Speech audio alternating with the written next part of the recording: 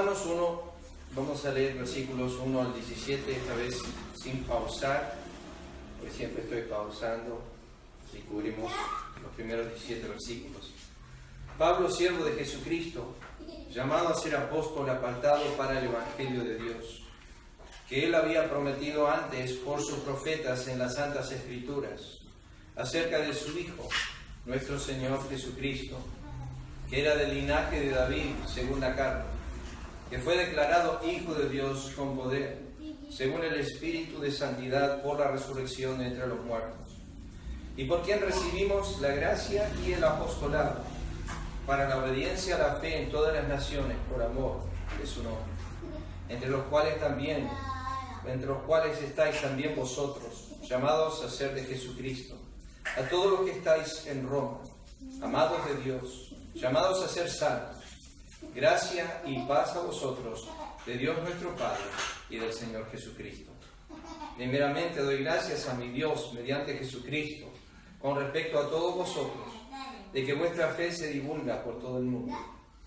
Porque testigo me es Dios, a quien sirvo en el Espíritu, en mi Espíritu en el Evangelio de su Hijo, de que sin cesar hago mención de vosotros siempre en mis oraciones, rogando que de alguna manera tenga al fin, por la voluntad de Dios, un próspero viaje para ir a vosotros, porque deseo veros para comunicaros algún don espiritual, a fin de que seáis confirmados, esto es, para ser mutuamente confortados por la fe que nos es común a vosotros y a mí.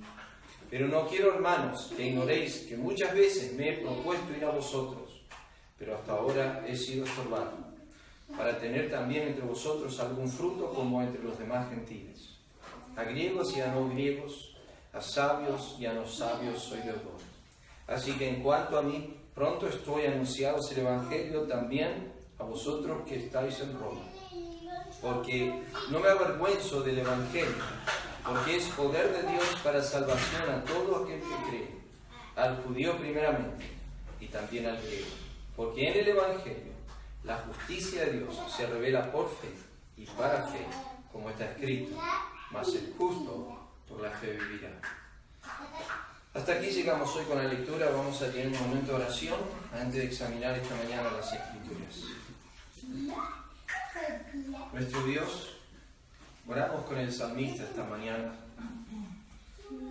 desde nuestros corazones, pensando en sus palabras y su pasión y su amor por la ley, su amor por las Escrituras, cuando Él dijo, cuánto amo yo tu ley, en mi meditación de día y de noche.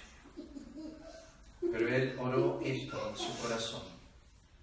Dijo, Señor, abre mis ojos a las maravillas de tu ley. Y sabemos, oh Dios, que si hemos de ver esta mañana, que si hemos de contemplar, no solo hacia arriba, sino hacia adentro, si hemos de ver lo que tú ves, si tu palabra ha de hacer su obra, no solo en abrirnos el conocimiento de tu Hijo, sino también mostrar nuestros corazones.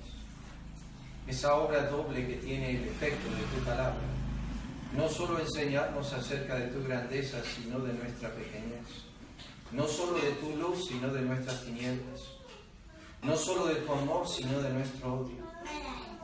Sabemos, oh Dios eterno, que tú puedes hacer esto a través de tu palabra. Tú sabes que necesitamos la inclinación del corazón.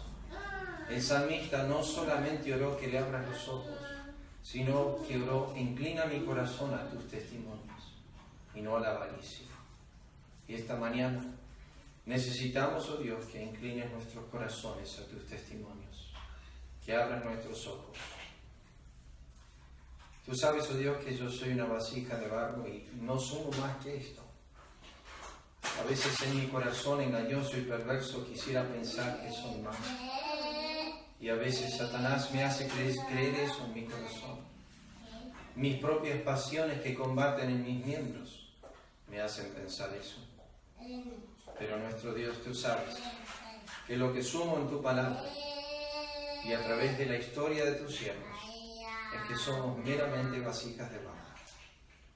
Pedimos en esta mañana que la excelencia del poder que se manifieste a través de la exposición de tu palabra y su enseñanza, que sea para edificación, consuelo, amonestación, exhortación, que sea para redarguir, instruir, para corregir en justicia, que sea para obrar en nuestros corazones, para transformarnos desde el hombre interior, para que lo que suceda en nosotros sea un cambio para el día de la eternidad, que sea un cambio de transformación interna, que sea el obrar de tu palabra, el obrar de tu espíritu, el obrar de tu hacer, que se produzca esta mañana en nosotros el querer como el hacer de tu buena voluntad, que tú puedas obrar en nosotros, que salgamos con una visión más grande acerca de Cristo, una visión más horrenda acerca de nosotros, una visión más miserable de lo que somos, pero una visión más gloriosa de lo que tú eres. Pedimos, oh Dios eterno, que hagas esa obra en nosotros esta mañana. Guía a tu siervo a hablar con sencillez y con humildad. Pues lo pedimos en el nombre de Cristo. Amén. Bueno, habíamos empezado el versículo 2. Estamos hablando acerca de la última frase que se conecta obviamente a todo el libro, que es apartado para el Evangelio de Dios. Para recordarles nomás, Pablo habló acerca de el Evangelio como perteneciendo a Dios. No solamente es de Dios en el sentido que Él es el origen, sino que es de Dios, si queremos resumir en que Él es el tema. Pablo no inventó este Evangelio, si ustedes se acuerdan en Gálatas capítulo 1. El Evangelio que yo les doy, dijo, no es de hombre alguno, no es por hombre ni por hombre, sino por revelación de Jesucristo. O sea que Pablo está diciendo, lo que yo estoy hablando acerca del Evangelio no es algo que yo pensé o creé, es algo que me fue dado y es una historia que comenzó en la eternidad pasada y continúa hacia la eternidad futura. Es un tema que abarca las eternidades, por así decirlo. Porque comienza la eternidad pasada conforme a la Escritura con la frase antes. Antes que el mundo fuese, la Biblia dice, Cristo fue ofrecido ya, Cristo ya fue inmolado. O sea que cuando yo estudio este tema del Evangelio, entiendo que Dios está sufriendo antes que haya sufrimiento. Entiendo que haya pecado. O sea, bíblicamente en la eternidad pasada su Hijo ya está siendo por algo que todavía no ha sucedido, por hechos que todavía no son vigentes. El pecado todavía no está en existencia, el mundo todavía no existe. Pero el Dios eterno, Él está sufriendo en su Hijo lo que va a ser la causa del pecado. Y la Iglesia fue inmolado antes de la fundación del mundo. O sea, Dios tiene una cruz en su corazón. Tiene una entrega absoluta de su Hijo. Hay, por así decir, un valor entregado que es incomprensible. Es incomprensible pensar en Juan 3:16, cuando hablamos acerca de Dios. Porque de tal manera amó Dios al mundo. Y yo creo que, no me malentiendan, pero las palabras son limitadas cuando hablamos acerca de Dios. No podemos a través de las palabras tratar de comprender lo incomprensible. Pablo, cuando había ascendido al tercer cielo, él dice en 2 Corintios capítulo 12, no se me permitió hablar, no de lo que vi. Yo he escuchado muchas veces personas decir, yo tuve la visión del cielo, y cuando me la cuentan, no concuerda con la Biblia. Todas las visiones celestiales van a un solo punto en la Escritura. Isaías capítulo 6, Ezequiel capítulo 1. Todas las visiones celestiales, Apocalipsis capítulo 1 y demás capítulos de Apocalipsis, siempre apuntan a un solo lugar, al trono, a Dios en el trono. Cuando alguien me dice, yo tuve una visión del cielo, ¿qué viste? Hubo una pradera, pastos, caballos y demás. Y hasta uno se me acercó y me dijo, he visto ángeles cantando. Bueno, la Biblia no dice que los ángeles cantan. La Biblia dice que los redimidos cantan. La Biblia no dice que los ángeles cantan.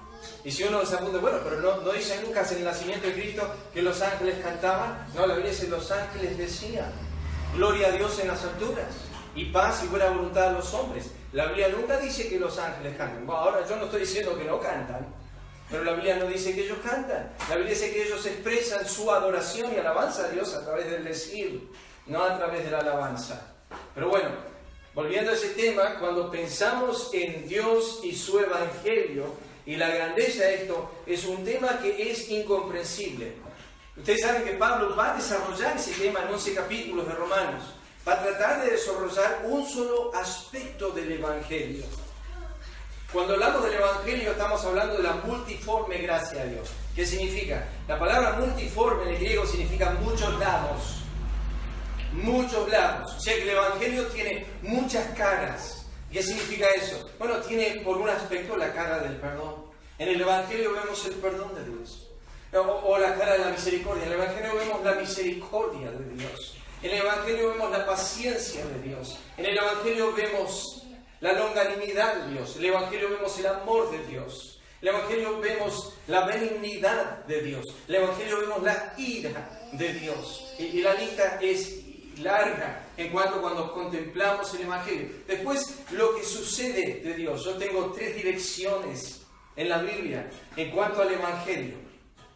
La primera dirección es de Dios hacia el hombre. Cuando venimos a la cruz de Cristo y miramos a un ser ensangrentado en el Calvario, nuestra primera visión es lo que Dios está haciendo para con los hombres en Cristo en el Calvario. Esa es una dirección. La otra dirección es ver lo que los hombres están haciendo hacia Dios en relación a su Hijo. O sea, en el Evangelio vemos el corazón de Dios para con los hombres en Cristo en el Calvario. Pero en el Evangelio vemos el corazón de los hombres para con Dios en Cristo en el Calvario. O sea, esa es otra dirección. Pero después está la otra dirección. En el Evangelio vemos el corazón de Cristo para con su Padre. Ahí en la cruz vemos esa otra dirección. Para que el mundo, dice Cristo en Juan 14, vea que yo amo al Padre. Para que el mundo conozca que yo amo al Padre. Ese aspecto de la cruz nos enseña mucho. Ese aspecto del Calvario. Nosotros cuando pensamos en el Evangelio decimos, ¿cuánto Dios me ama a mí? No, pero ¿por qué no meditamos un poco en cuánto Cristo ama a su Padre? Cuánto Él amó a su Padre, que no tuvo problema en entregarse a sí mismo. Y la entrega fue en olor fragante a Él. Él quería agradar a uno. La Biblia dice en Hebreos capítulo 10 que Él buscó agradar a su Padre. Él dijo, sacrificios y ofrendas por el pecado no te agradaron. Por tanto, aquí vengo yo para hacer tu voluntad. La palabra voluntad es agrado, placer. Yo vengo para agradarte a ti. El supremo deseo de Dios en la cruz de Cristo era agradar a su Padre. Que Él esté contento, que esté satisfecho con Él. O sea, son todos aspectos del Evangelio. Bueno, estamos estudiando esto. Y Pablo dice, no tenemos en Romanos 1, versículo 1. Y quiero decirles que cuando Pablo termina en el capítulo 11, ofrece una doxología. Y quiero, hermanos, que aprendan algo. Que alabanza siempre surge de enseñanza. Aprendan esto en sus corazones. Alabanza, adoración, siempre surge de enseñanza. Y lo voy a mostrar por qué. Si usted, fíjese Romanos capítulo 11 un momento. Romanos el capítulo 11. Fíjese cómo termina Pablo acá. Romanos 11, versículo 33. Ofrece una doxología, una expresión de alabanza por todo lo que viene enseñando. Y comienza con una exclamación. Oh, profundidad de las riquezas, de la sabiduría y de la ciencia de Dios. Cuán insondables son sus juicios e inescrutables sus caminos. Está hablando del Evangelio. Puede ser tan sencillo que un niño lo pueda entender y tan profundo que confunde la mente de los sabios. Un niño puede tirarse en el océano del Evangelio y comprender la sencillez de Cristo me ama, viéndose. La Biblia lo dice así. O no tiene que entender mucho más que eso, pero ha llegado a una comprensión de que en el Evangelio, a través de Cristo, Dios le ha dicho a ese pequeño, con amor eterno te he amado. Pero al mismo tiempo, la mente más sabia y excelsa sobre este planeta no alcanzan a comprender su altura, su longitud, su anchura, su profundidad. O sea que Dios puede esconderlo de los sabios y revelarlo a los niños. tomar lo que es tan profundo y excelso y traerlo a la mente tan pequeña y confundir la mente de los sabios y la mente de los entendidos y que sean burlados por el mensaje del Evangelio. Pero fíjense lo que dice el versículo 24. Porque ¿quién entendió la mente del Señor? ¿Quién fue su consejero? ¿O quién le dio al primero para que le fuese recompensado? El Evangelio no es una respuesta de Dios en recompensa a una intención humana, donde el hombre empezó a decir, yo tengo que buscar a Dios. Yo siento la necesidad de buscarle. Entonces Dios dijo, ahí hay alguien que me quiere buscar, por ende yo voy a responder, voy a preparar un camino, voy a prometer algo, voy a enviar a mi hijo, voy a hacer algo porque hay luz en el hombre, hay algo en él que está demandando que yo haga algo. No, la Biblia dice, ¿quién le dio a él primero para que le sea recompensado? La Biblia nos dice que los hombres tuvieron la intención de buscar a Dios. Salmo 53, Salmo 14 dice, Dios desde los cielos mira sobre los hombres para ver si hay algún entendido que busque a Dios. No hay nadie que busque a Dios, no hay ni siquiera uno. No existe un ser humano sobre la tierra que tenga la intención de buscarle. ¿Por qué? Porque su naturaleza es contraria a la de Dios. Dios es santo, yo no lo soy. Dios es luz, yo soy tinieblas. No me quiero acercar a Él, no tengo deseo de hacerlo, no amo hacer eso.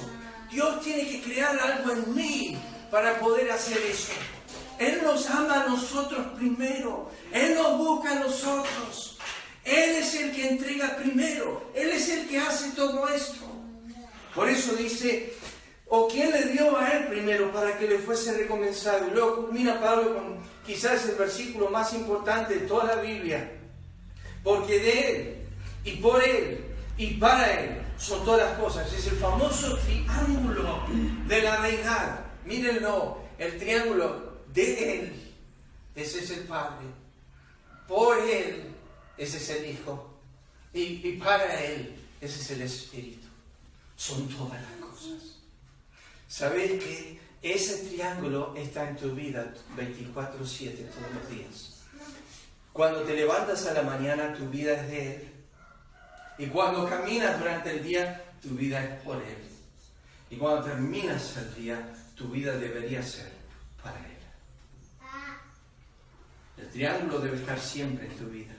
Siempre es de Él, siempre es por Él y siempre es para Él. Pablo utilizó estas tres palabras en un estudio, en una predicación en Hechos, donde él dice, en Él vivimos y somos y nos movemos. Thomas Watson dijo, como el ambiente de los peces es el mar, y el ambiente de las aves es el aire, y el ambiente de las bestias del campo la tierra, el ambiente del hombre es Dios. Tú no te puedes mover, ni vivir, ni ser aparte de Él. Que lo reconozcas es otro tema. Que lo entiendas es otro tema. Pero estamos envueltos de Dios. En Él vivimos y somos y nos movemos. Tú no te levantaste en la mañana decidido a vivir. Yo no me levanté diciendo, hoy voy a vivir por mi voluntad. Apocalipsis 4 dice, vivimos por la voluntad de Dios. Si el Señor quiere, dice Santiago, iremos. Y si el Señor quiere, traficaremos. Y si el Señor quiere. Hace un tiempo atrás Augusto me dijo una frase que siempre decís, Dios mediante. Dios mediante. Me ha resultado interesante. Yo siempre digo si el Señor quiere. Yo pongo a todas mis frases si el Señor quiere. Porque si Dios no quiere, no voy a moverme un momento de eso. Escuchen bien, queridos hermanos. Dios es el que nos permite movernos. Es el que nos permite existir. Cada parpadeo que yo hago, aún cada cabello que no cae de mi cabeza, es sostenido con Él. ¿Se acuerdan en Hechos 27, en el barco, cuando estaba en la tormenta, que el ángel de Dios le dijo a Pablo, diles que ni un solo cabello de su cabeza se perderá? Es soberano en cuántos cabellos caen por día. Se me están cayendo varios a mí. Y se me están, con mis hijos, un día estábamos allá en Ezeiza, estábamos poniendo moviendo los caños porque se nos había tapado el sistema de agua. Y estábamos subiendo los caños al techo. Mis dos varones se fueron arriba al techo y estaban recibiendo los caños arriba. Y yo estaba abajo con el plomero. Y mi hijo Samuel dice, pa, hay que comprar chapas. Me dijo así. Yo no entendía lo que me estaba diciendo. Me dice, sí, pa, hay que comprar chapas. Yo dije, ¿chapas? Sí, se te están cayendo las chapas. Dije, yo las voy a agarrar a esta. Pero Dios tiene el control de cada detalle. Spurgeon decía que la forma en que las olas golpean la arena y que se desliza la ola sobre la playa es soberana. Dios tiene el control absoluto de todas las cosas del universo. Un control totalmente de todo lo que se mueve, porque de Él y por Él y para Él son todas las cosas siempre. Ahora, no significa que yo voy a darle gloria a Dios siempre, aunque de Él vino mi pan hoy, de Él vino mi vida, de Él vino mi todo, y yo termino el día, me olvido de agradecerle, me olvido de darle gracias, me olvido de que de Él, por Él y para Él son todas las cosas. No siempre termino así mi día, en alabanza. Yo les dije que doctrina, enseñanza, engendra en el corazón alabanza. ¿Sabes por qué no tienes corazón de alabarle?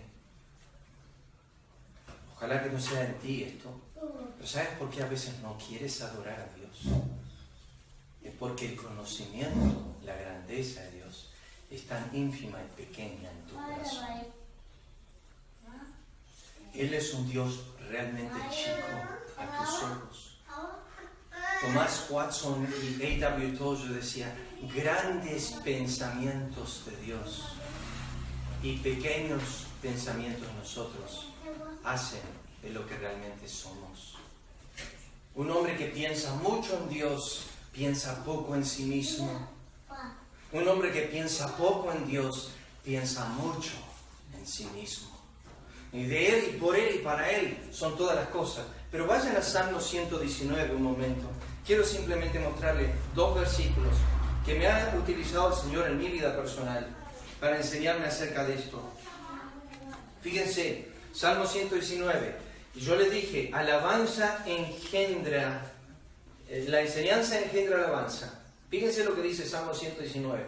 El Salmo, si ustedes lo han leído, el Salmo, es el Salmo que se dedica a hablar acerca de la Biblia. Yo digo la Biblia porque no se llamaba la Biblia. Pero se titulaba la ley, los testimonios, los estatutos y demás. Pero para que entendamos, simplemente es un salmo que habla acerca de toda la Biblia, la ley de Dios. Y el salmista está hablando acerca de la ley. Fíjense lo que dice en el versículo 7. Esto es alabanza, fíjense. Te alabaré con rectitud de corazón cuando aprendiere tus justos juicios. ¿Ven eso? Te alabaré con rectitud de corazón cuando aprendiere. Si tú esta mañana o durante esta semana no lees la Biblia, bueno, si no la lees, si no la escudriñas, si no hay intención de leerla, si no te agarra ni deseos de hacerla, deberías preguntarte si eres hijo de Él. El que tiene mis mandamientos, dijo Cristo, y los guarda, ese es el que me ama. No puede haber un amor por el Señor divorciado de su palabra.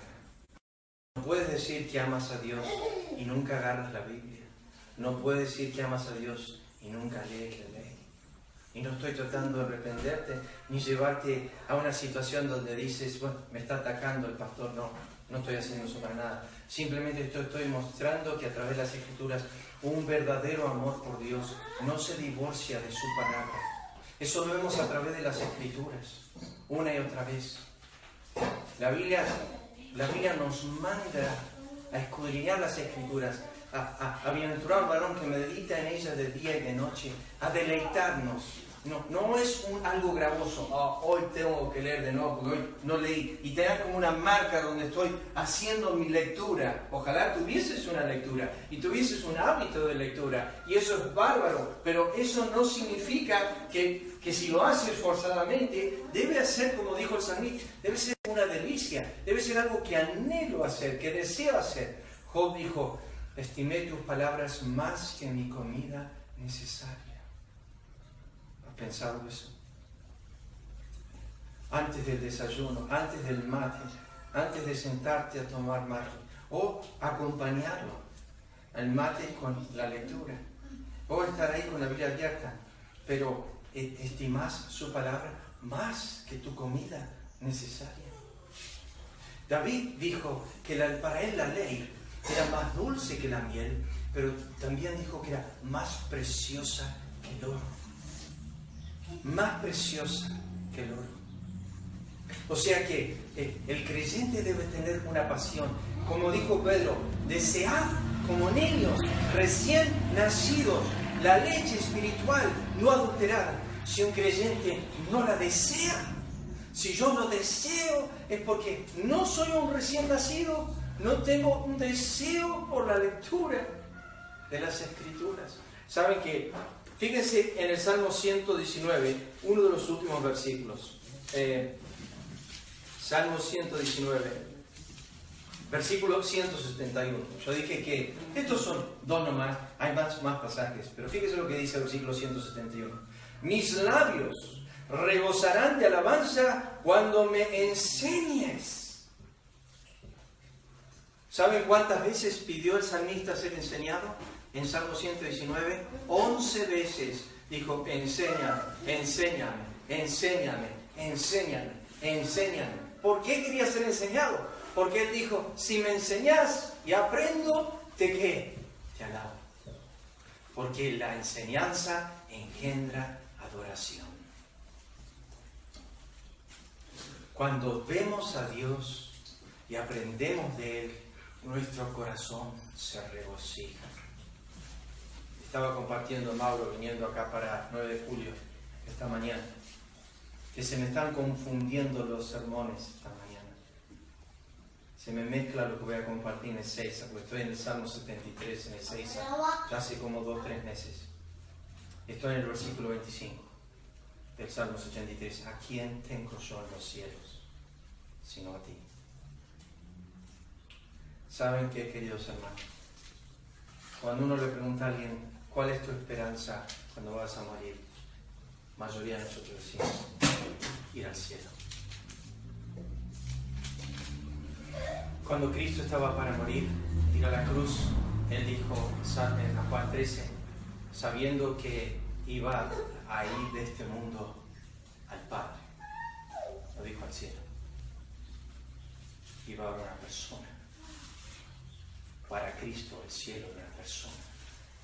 Y para Pablo dijo, ausente del cuerpo, presente al Señor. El cielo es una persona.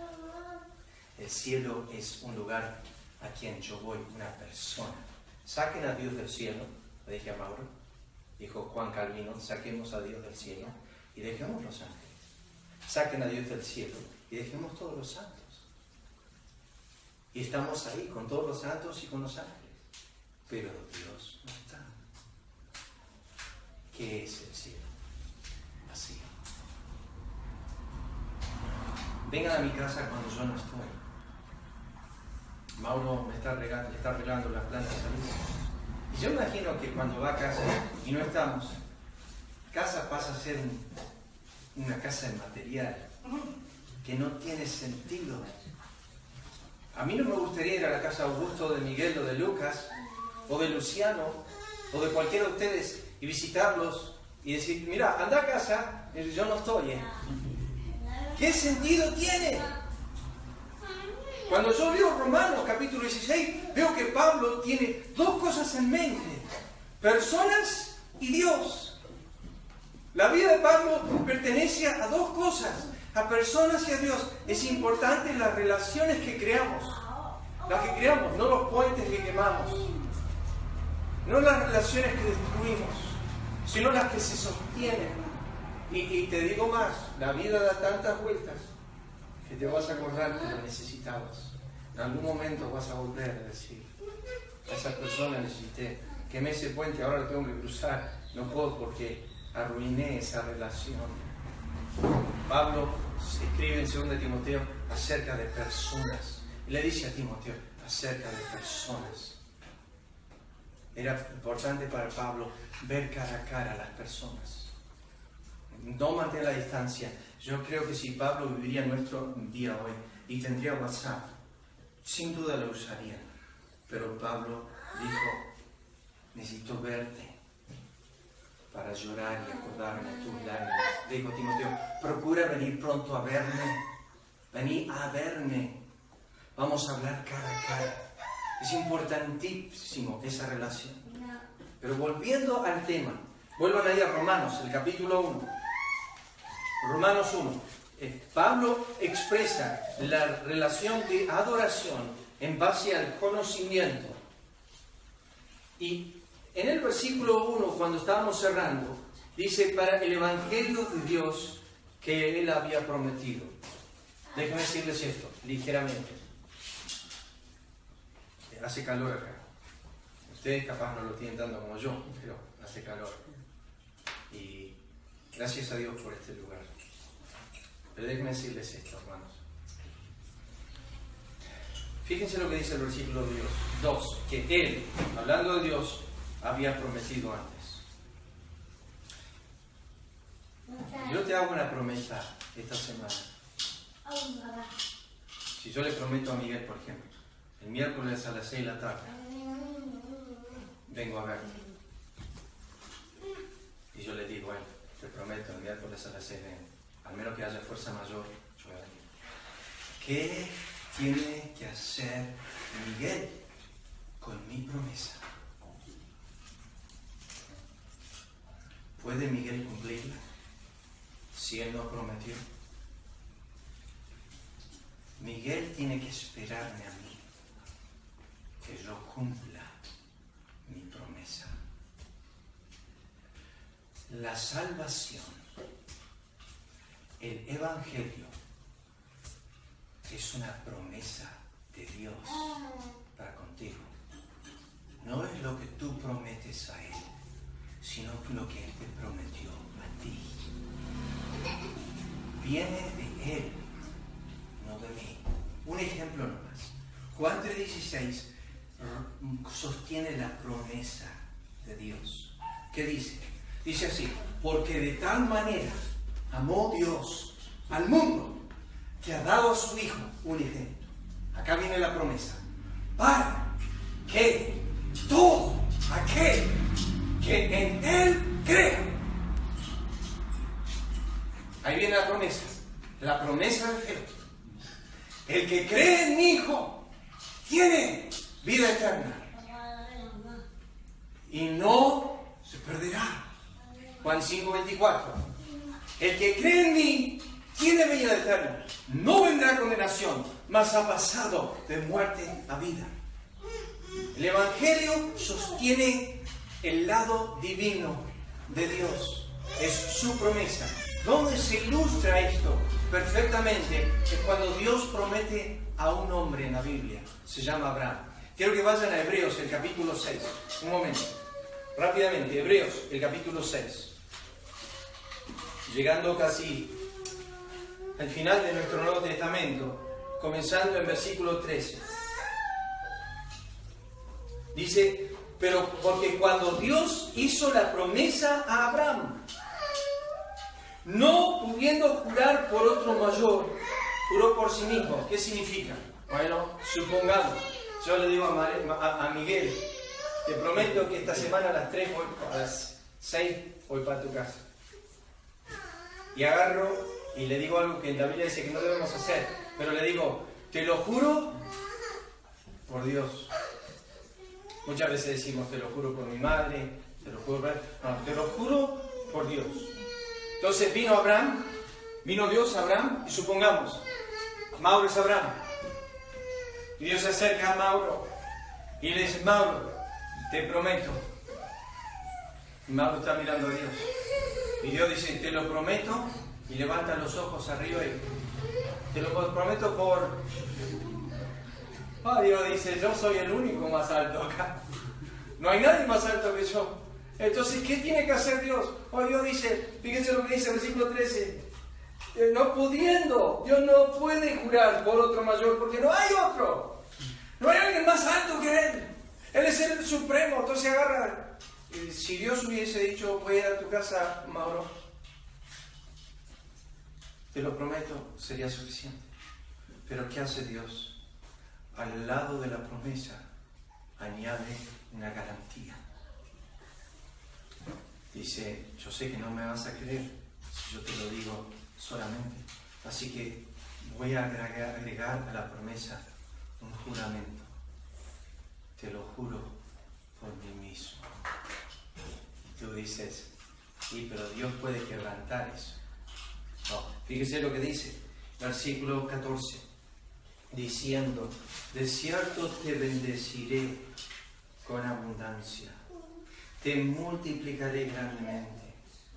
Versículo 16, porque los hombres ciertamente juran por uno mayor que ellos, y para ellos el fin de toda controversia es el juramento para confirmación. ¿Cómo sé yo que yo y Miguel descansamos en una promesa?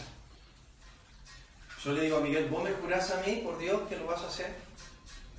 Y Miguel me dice, ¿vos me jurás a mí, Jorge, que lo vas a hacer? Y yo digo, sí, te lo juro. Y él me dice, sí, juro. Listo, se terminó acá el tiempo. Vos vas a cumplir porque lo dijiste delante de Dios, y yo voy a cumplir porque yo lo dije delante de Dios.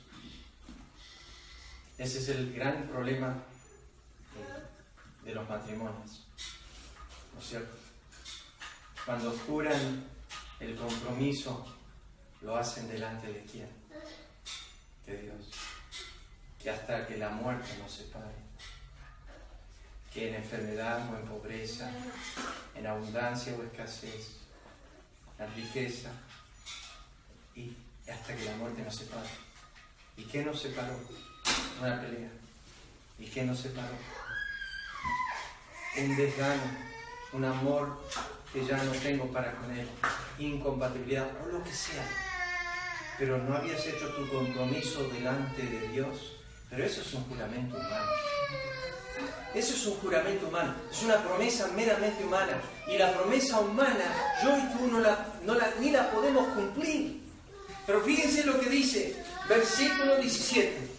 Acá viene el tema del Evangelio. Por lo cual, queriendo Dios mostrar más abundantemente a los herederos de la promesa la inmutabilidad de su consejo, eso es su palabra, interpuso juramento para que por dos cosas inmutables, ¿qué cosa? Lo que dijo y lo que juró. ¿Saben qué, queridos hermanos? Si Dios promete algo, es inmutable.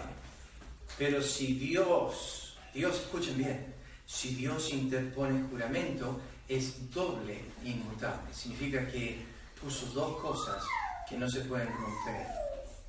Su palabra no se puede quebrantar, pero al lado de su palabra puso juramento para que no se quebrante. ¿Por qué lo hizo? ¿Alguien se acuerda en Génesis 42, cuando José está cuando Faraón tuvo los sueños y tuvo dos sueños que eran iguales? ¿Qué es lo que le dijo José a Faraón porque tuvo dos sueños iguales?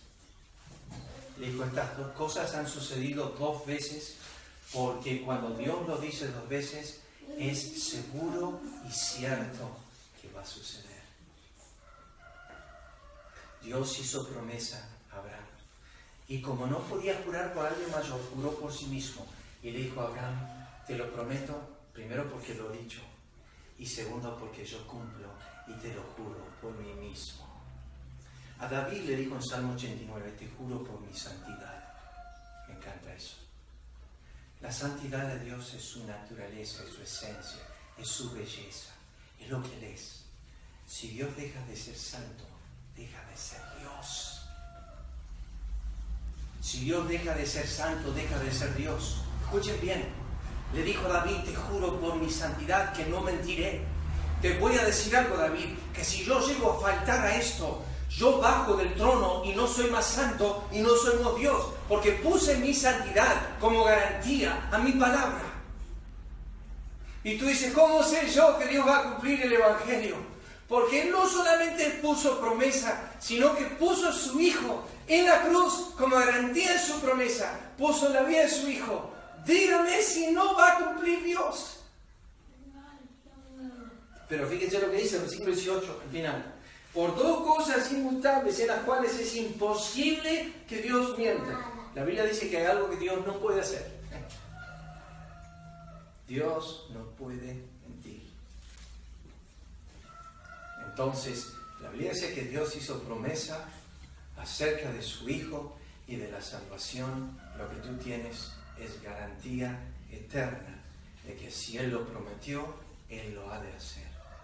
Todo aquel que se arrepienta y cree en mí tiene vida eterna. ¿Conoces el Evangelio? Está basado en la promesa de Dios. Está basado en lo que Él va a hacer, no en lo que tú puedes hacer. No es tu conducta que depende del amor de Dios. Es que Dios ya prometió que te va a amar, sea como seas. Te va a perdonar, sea como seas. Fíjense, versículo 18 al final. El motivo por el cual Dios promete y jura es para que tengamos un fortísimo consuelo. Yo anoté esto. La promesa de Dios nos habla de varios aspectos de Dios. Escúchenos, no lo voy a mencionar ni voy a leer versículos. Nos habla de que un Dios que no miente, Números 23, 19, dice Dios no es hombre para que mienta, ni hijo de hombre para que se arrepienta. Nos habla de que Dios no cambia. Nos habla de que Dios y su palabra es firme. Nos habla de que Dios es fiel. La Biblia dice, fiel es el que prometió, el cual también lo hará. Nos habla de la base de su santidad. Nos habla 2 Corintios 1:20 que todas las promesas de Dios en Cristo son firmes. Ahora fíjense para terminar esta mañana, Romanos 1, el versículo 2, lo que Pablo dice aquí. Interesante. Dice que él había prometido antes por sus profetas en las Santas Escrituras. Voy a desarrollarlo más a esto, yo pensé que íbamos a poder desarrollarlo más, pero déjenme simplemente decirles esto. Escúchenlo. Dios prometió por sus profetas. Alguien, no me den una definición, pero los profetas eran conocidos en el Antiguo Testamento como los voceros de Dios, los que hablaban de parte de Dios y, como dijo Elías, delante de Dios. Pero fíjense el texto, versículo 2 de Romanos 1. Nos habla de la voz de los profetas, que ¿dónde están? ¿Dónde está la voz de los profetas? ¿En qué lugar? ¿Qué dice el texto? En la Escritura. En la Escritura. ¿Tienes una Biblia en casa? ¿Tienes una Biblia ahora? Esta es la voz del profeta. Tú dices, ¿nuestra iglesia tiene profetas? Sí. ¿Unión de Centro Bíblico tiene profetas? Sí. Está lleno de profetas. Esta es la voz de los profetas escrita. Haces bien a oír la voz de los profetas. Cuando el infierno dijo a través del rico a Abraham, mirándolo de un lugar de tormento al otro lugar donde había paz y descanso, le dice el infierno, manda, por favor Abraham, manda a alguien de entre los muertos que hable con mis hermanos para que no vengan a este lugar de tormento. Es tan horrendo el lugar que nadie lo desea para nadie. El rico le dice, manda a alguien de entre los muertos. Abraham dijo, a Moisés y a los profetas tienen, óiganlos. ¿Saben lo que es eso? Eso es la Biblia escrita. Dijo a Moisés y a los profetas. Moisés ya murió. O no, pero la palabra de Moisés vive aún. Vive porque la palabra de Dios a través de Moisés en la palabra de Dios a través de los profetas. O sea que si tú quieres conocer el Evangelio y empezar a entenderlo, necesitas escuchar la voz de los profetas. ¿Y dónde oyes esa voz? En las páginas escritas, en las santas escrituras. O sea que tú necesitas leer la Biblia. Si tú quieres conocer el Evangelio, lo que Dios prometió, lo prometió por los profetas en las santas escrituras. A Moisés y a los profetas tienen. Óiganos. Que escuchen lo que dice la profecía bíblica. Ahora déjenme terminar con eso. Para aquellos que tienen Biblias, miren Lucas el capítulo 24. Jesús tomó a 2 de sus discípulos. Lucas el capítulo 24. Y ellos estaban comentando lo que había pasado en Jerusalén. Y ellos no sabían quién era porque apareció al lado de ellos caminando. Ellos no sabían quién era Jesús. No se dieron cuenta, no lo percibieron. Y él estaba caminando juntamente con ellos. Y ellos estaban diciendo, no, pasó esto, un profeta, le pasó esto y lo mataron al final del cabo. Ah, sí. Sí, bueno, algunos dicen que lo vieron y demás, pero nosotros no estamos seguros si resucitó o no resucitó. No estoy seguro de nada, dicen los profetas. Lucas 24, escuchen las palabras, versículo 25. Jesús empieza a hablarles. Entonces les dijo, oh insensatos y tardos de corazón, para que todo lo que los profetas han dicho, hablando de la Escritura, ¿no era necesario que el Cristo padeciera estas cosas y entrara en su gloria? ¿De qué está hablando? Versículo 26. ¿No era necesario que el Cristo padeciera? Eso es la cruz. Y que entrara en su gloria, esa es la resurrección. Está hablando del Evangelio, su muerte y su resurrección.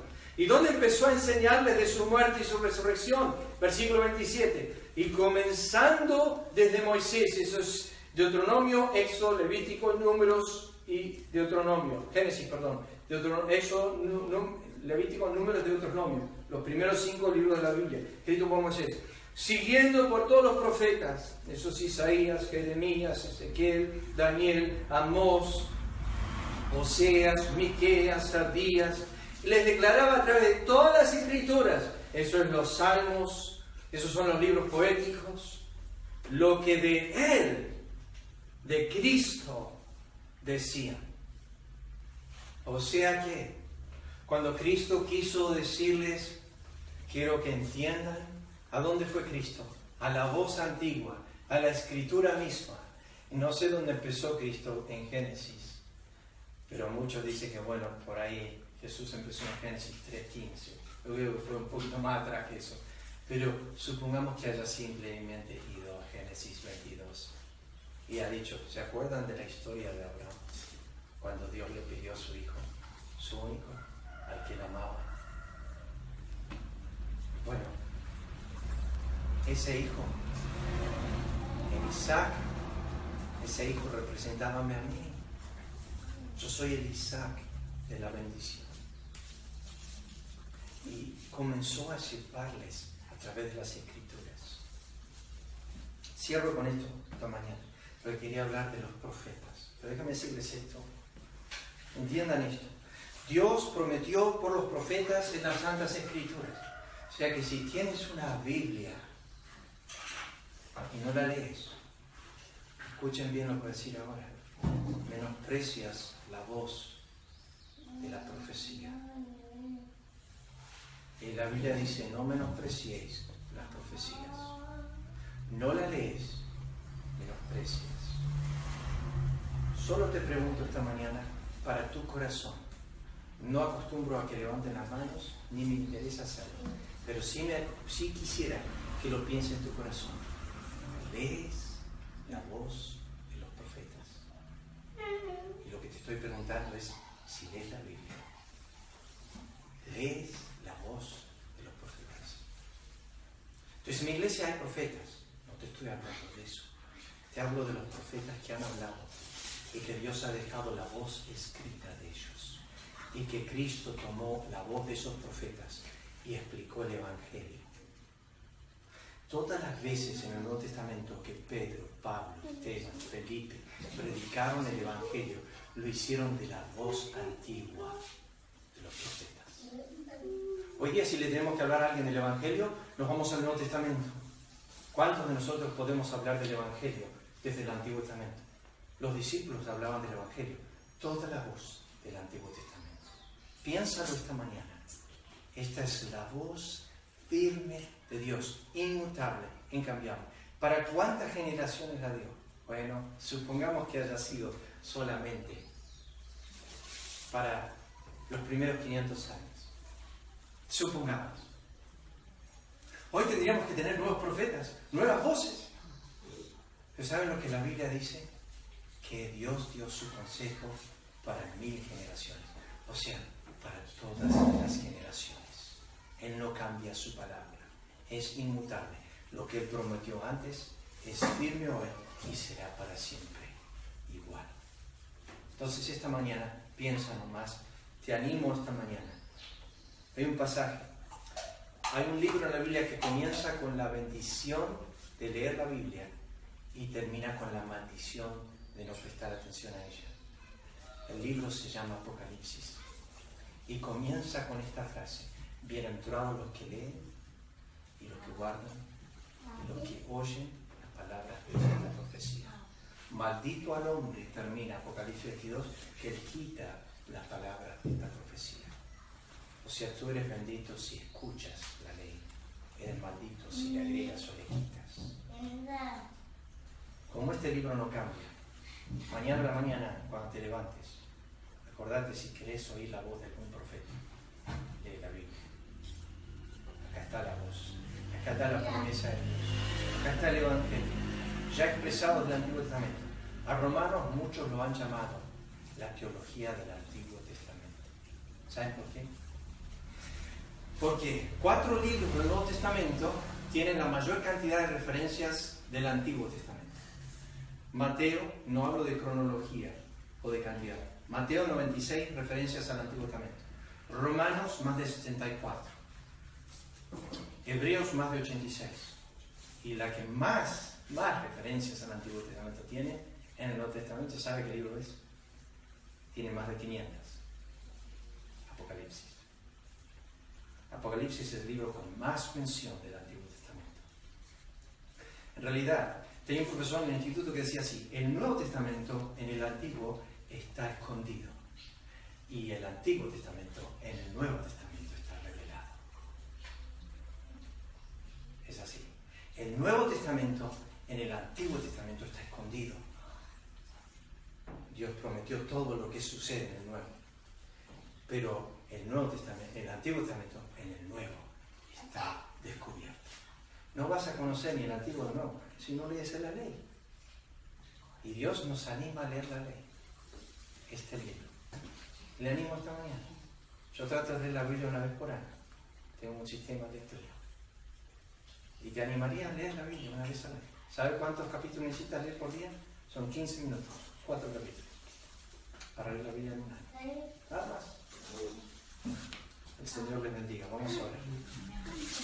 Padre, gracias por esta mañana. Gracias por poder estar aquí con los hermanos el 9 de julio. Gracias por la visita de Liliana. Gracias también, Padre Eterno, por poder estar una vez más juntos. Gracias por el trabajo que le has dado a Luciano. Gracias por Miguel, por Augusto, Andrea, que hoy trabaja. Gracias por Lucas y Jessica, por abrir su casa con tanta hospitalidad y amabilidad. Gracias por Sofía, por estar esta mañana. Extrañamos a Paola, a Waldo, a María. Pero rogamos, Señor, que tú sigas obrando en nuestro medio. Bendice tu palabra, escríbela en la tabla de nuestro corazón. Gracias por este tiempo juntos. Guárdanos salir a nuestros hogares y en nuestro viaje hoy. Te agradecemos una vez más en el nombre de Cristo. Amén. Tu inmensa belleza y majestad cubren todo el firmamento.